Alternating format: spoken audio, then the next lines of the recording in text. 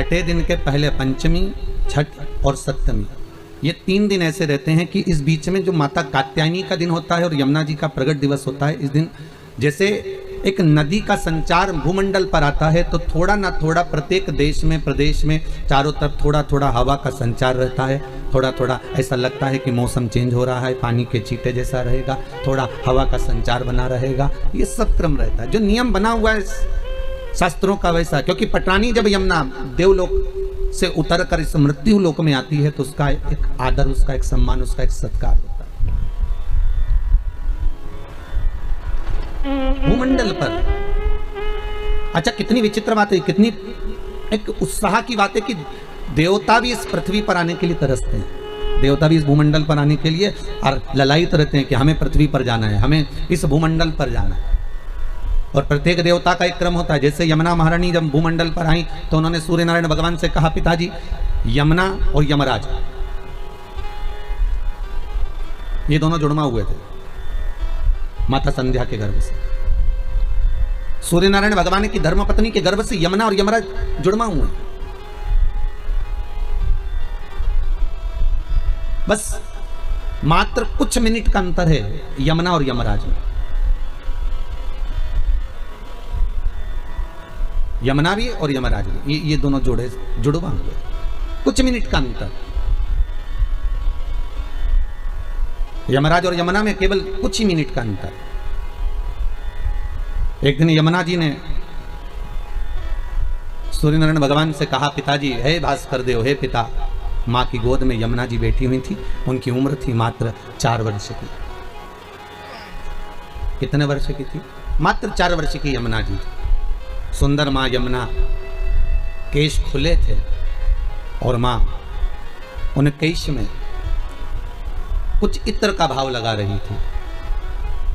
हम तो कहेंगे उसमें तेल ही लगा रही है संध्या देवी। और इतने में भास्कर देव का उस समय पर आगमन हुआ। सूर्य नारायण भगवान पधारे तो यमुना जी ने भास्कर देव को देखकर अपनी आंखों को बंद कर लिया। मां कहती है, आपके पिता हैं, आप नेत्र क्यों नहीं खोलती हो? आंखें खोलिए और अपने पिता का दर्शन करिए। यमुना जी ने फिर नेत्र बंद कर लिए, खोल नहीं पा रही है। यमुना जी नेत्र नहीं खोल पा रही है। और यमराज वो भी 4 वर्ष का है कि कुछ ही मिनट की मात्र एक दूसरे में विलंब रहा होगा जन्म में। महाराज कालिंदी चरित्र जो गाया जाता है, कालिंदी चरित्र जो वर्णन किया जाता है, उस कालिंदी चरित्र में आता है कि यमुना कुछ ही मिनट की दूरी पर, और यमराज आया और यमराज आकर पिता की गोद में सम्मुख में पिता के सामने खड़ा हो जाता है और पिता को निहारता रहता है, दोनों आंखें खोलकर। पर यमुना नेत्र नहीं खोलती।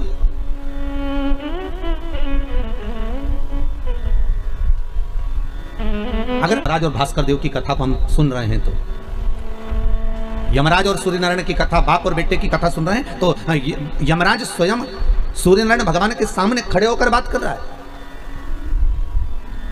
मतलब यह सिद्ध है कि बेटा बाप से बात कर सकता है, बेटा बाप के सामने बोल सकता है, बेटा बाप के सामने चिल्लाकर भी बात कर सकता है, बेटा बाप को आंख भी दिखा सकता है, बाप बेटे से बात संवाद कर सकता है, बाप बेटे को चिल्ला सकता है। ये सामने हो रहा है।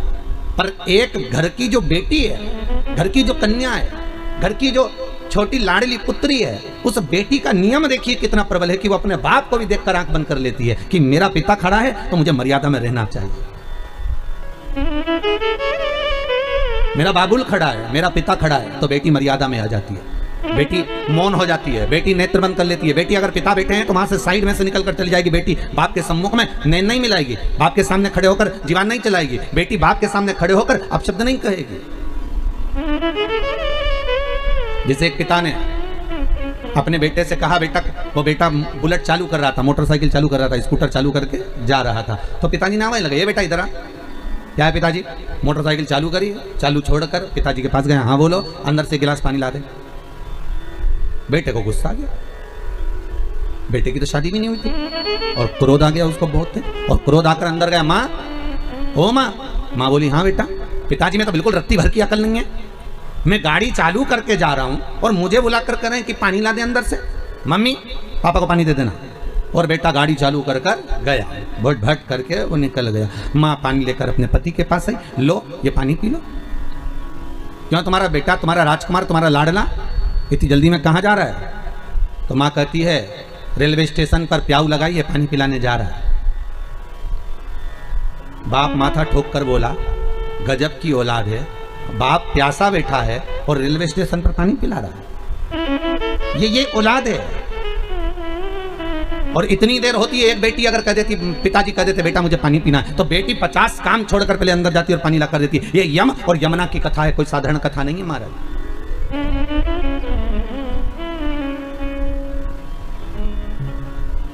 यमुना अपने पिता के सामने नेत्र, संध्या देवी कर रही है, तू नेत्र खोलकर देख, तो नेत्र खोलकर बात तो कर अपने पिता से। नहीं मां, मर्यादा देखिए बेटियों की।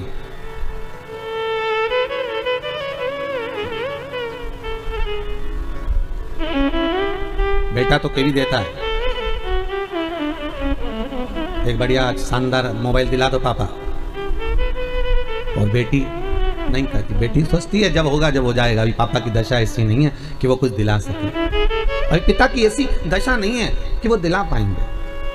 मेरे बाबुल की दशा में जानती हूँ, एक बेटी अपने बाप की दशा को जल्दी पहचान जाती है कि मेरे पिता के पास में इतना धन नहीं है, मेरी माँ के पास में इतनी दौलत नहीं कि मेरे माँ बाप मुझे अच्छे कपड़े दिला दें या अच्छे वस्त्र दें। बेटा तो डिमांड कर लेता है, बेटा तो खड़ा होकर कह देता है मुझे अच्छा पढ़ना है, मुझे वहाँ जाना है, मुझे मेरे दोस्त एंजॉय करने जा रहे हैं, मेरे दोस्त वहाँ जा रहे हैं, मेरे दोस्त वहाँ जा रहे हैं, मुझे जाना है, 500 रुपये दो, 1000 रुपये दो, 2000 रुपये दो। और बाप बेचारा जेब में से टटोल कर उस बेटे को दे भी देता है। पर बेटी कई बार ऐसी जगह आती है जहाँ बेटी का मन भी करता है कहीं जाने का, बेटी का मन भी करता है कुछ अच्छा खाने का, बेटी का मन भी करता है कुछ अच्छा पाने का, तो भी बेटी अपने बाबुल की दशा देखकर, बेटी अपने पिता की दशा देखकर, बेटी अपनी माँ की दशा देखकर उसके मुख से शब्द नहीं निकलता। क्यों? क्योंकि उसका भी दिल करता है कि मैं मेरे भैया जैसा करूं, मैं मेरे भैया जैसी पढ़ाई करूं, मैं मेरे भैया जैसी आगे बढ़ूं। हर बेटी की दिल तमन्ना रहती है, जब भाई को देखती है तो बेटी का मन भी करता है कि मैं ऐसा करूं। पर पिता की दशा देखकर, माँ की दशा देखकर बेटी मौन हो जाती है। बेटी की मौनता हो,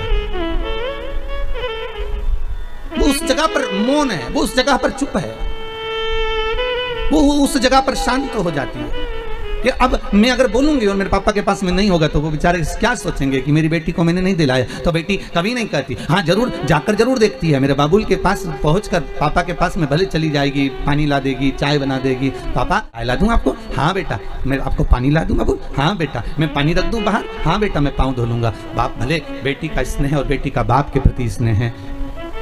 ये शिव महापुराण में अगर आज यमुना जी के जन्म की कथा निकली है, यमुना के कालंदी के प्रागट्य की कथा निकली है, तो ये कथा द्वारिका खंड में से कालंदी प्रसंग में से मैं बाच रहा हूं। अगर कोई पढ़ना चाहे तो पढ़ सकता है।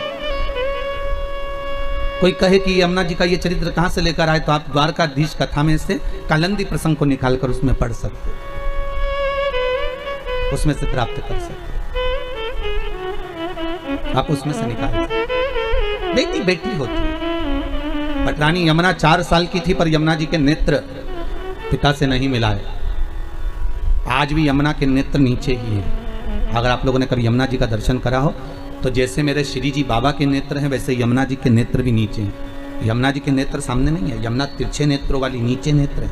कटाक्ष यमुना जी के नीचे है। बाबुल से नहीं मिलाती, बाबुल की दशा देखती है। और कितना सुंदर प्रसंग है, जब सूर्य नारायण भगवान परिक्रमा करते करते संध्या देवी के कक्ष में पहुंचते हैं, तब संध्या देवी बाद में जल लेकर आती है। सबसे पहले यमुना दौड़कर अपने पिता के लिए पानी लेकर जाती है। मेरा बाबुल आया है बहुत समय के बाद, क्योंकि ये कर्म में लगे हैं, ये धर्म कर्म में जब मनुष्य व्यस्त हो जाता है, उसके लिए एक बेटी का होना जरूरी है, क्योंकि बेटी ही एक ऐसी होती है जो सम्मुख में आकर खड़ी हो जाती है। बाबुल ये लीजिए, मैं तुम्हारे लिए जल लेकर आई हूं। यमुना दौड़कर 4 वर्ष की बेटी और नेत्र बंद, तो मां संध्या कर रही है, अपना बाबुल आया है, आपका पिता आया है, सूर्य नारायण जी आए, भास्कर देव आए, रविकर आए, आप इनसे कुछ बोलोगी नहीं? यमुना मौन है। कितना सुंदर प्रसंग है।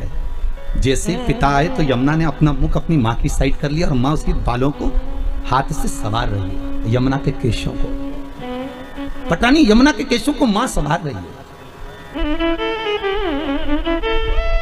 देखिएगा कितना सुंदर प्रसंग है। माता संध्या की गोद में यमराज जिस जंघा पर बैठता था, जिस गोद में बैठता था, उस गोद में, उस स्थान पर यमुना कभी नहीं बैठी। बहुत ध्यान दीजिएगा कथा पर। शायद ये कथा आप लोगों ने सुनी ना सुनी, पर बहुत ध्यान दीजिएगा।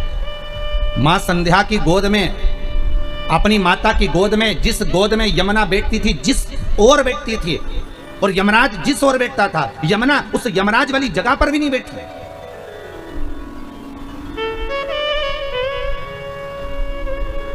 ये बेटी का जीवन है। मम्मी क्या बनाया तुमने? भजिया बनाया। भुजिया बनाया? अच्छा। मम्मी क्या बनाया तुमने? मैंने थोड़ा सा मालपुआ बनाया। मालपुआ? तो मम्मी भाई के लिए ले जाऊं, भाई को दे दूं। रसोई घर में से दौड़ दौड़ कर बेटी सबको परोसती है, सबको लाकर देती है, सबको खिला देती है। आखिरी में वो घोल मालपुए का कम पड़ जाता है तो माँ कहती है ले तू भी बैठ जा, मम्मी अब बना लो, अपन दोनों साथ खाएंगे। और जब मालपुआ मात्र 2 बनते हैं तो माँ कहती है तुझे भी खा लेना था, सबने 3-3 4-4 खाया, तेरे पास में एक ही आया। बेटी कहती है माँ भाई ने खा लिया ना, पिता ने खा लिया ना, अपन दोनों को एक आया, कोई बात नहीं, अगली बार फिर मालपुआ बना लेंगे, फिर खा लेंगे। बेटी का हृदय, बेटी का दिल है, बेटी का दिल। जिनके घर में बेटी नहीं होती वो बड़े खुश होते हैं कि मेरे घर में बेटा ही बेटा है, बेटी नहीं है। हम बड़े भाग्यशाली हैं, हमारे घर में बेटा है, बेटी नहीं है। हम कहते तुम्हारे बराबर दुनिया में कोई कंगाल नहीं होगा, तुम्हारे बराबर दुनिया में कोई भिखारी नहीं होगा अगर तुम्हारे घर में बेटी नहीं है। तो कल एक भैया जी हमारे सामने खड़े होकर कह रहे थे गुरुजी सबर दे दो, मेरी बेटी की शादी है, बस अच्छे से हो जाए, आशीर्वाद। हम करें, आशीर्वाद की जरूरत ही नहीं है। 3 के भाग्य का धन हर व्यक्ति को मिलता है। पहला बहन बेटी के भाग्य का, दूसरा गौ माता के भाग्य का, तीसरा संत और ब्राह्मण के भाग्य का। अगर आपके घर में बहन बेटी आ रही है, आपके घर में बहनें आ रही हैं, आपके घर में बेटी ने जन्म लिया है तो उसके भाग्य का धन तुमको जरूर मिलेगा। दूसरे नंबर पर गौ माता अगर तुम्हारे घर में है, या तुम गाय को 1 रोटी दे रहे हो, गौ माता की सेवा कर रहे हो, भले तुम्हारी गरीब परिस्थिति है, भले तुम्हारे पास में कुछ भी नहीं है, तो भी तुमने अगर गौ माता की सेवा करी है, गाय को 1 रोटी दी है, गाय को चारा दिया है, गाय की सेवा करिए तो उसके भाग्य का धन तुमको जरूर मिलेगा। तीसरे नंबर पर है संत ब्राह्मण के भाग्य का। अगर कोई ब्राह्मण, कोई संत, कोई साधु, कोई तपस्वी, कोई साधक, कोई उपासक, कोई ब्राह्मण तुम्हारे घर में आया है, तुम उसकी सेवा कर रहे हो, तुम उसको 1 गिलास पानी भरकर पिला रहे हो, तुम उसको भोजन बनाकर खिला रहे हो, उसके भाग्य का धन घटेगा नहीं, उसके भाग्य का धन तुमको प्राप्त होगा। ये 3 के भाग्य का धन कभी नहीं कटता। पहला बहन बेटी के भाग्य का, दूसरा गौ माता के भाग्य का, तीसरा संत ब्राह्मण के भाग्य का। ये कभी नहीं घटता, ये बढ़ता है, ये घटने वालों में से नहीं है। अगर तुम्हारे घर में बहन बेटी आई है और तुमने उसको 1 साड़ी भी दी है तो तुम्हारे घटने वाला नहीं है, वो बढ़कर ही तुम्हें मिलेगी। तुमने गाय को अगर 1 रोटी दी है, उसका भाग्य तुमको प्रबलता में ही प्रदान करेगा। किसी संत ब्राह्मण को अगर आपने 1 गिलास पानी पिलाया, 1 अन्न का दाना खिलाया, 1 भोजन कराया, तो उसका पुण्य आपको प्रबलता में प्राप्त होगा, वो घटेगा नहीं। ये घटने वालों में से नहीं है कि घट जाएगा, ये प्रबलता में प्राप्त हो जाएगा।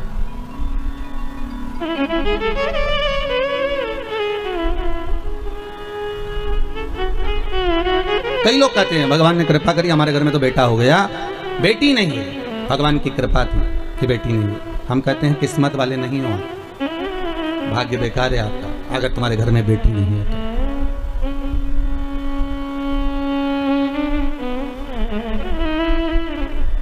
पूछा गया, किसी ने पूछा कि गुरुदेव जिसके यहाँ पर बेटी नहीं होती, आप कहते हो उसका भाग्य अच्छा नहीं होता, ये बताओ भगवान फिर बेटी क्यों नहीं देता? फिर तो उसको बेटी देना चाहिए। हर एक व्यक्ति के घर में 1 बेटी तो देना ही चाहिए।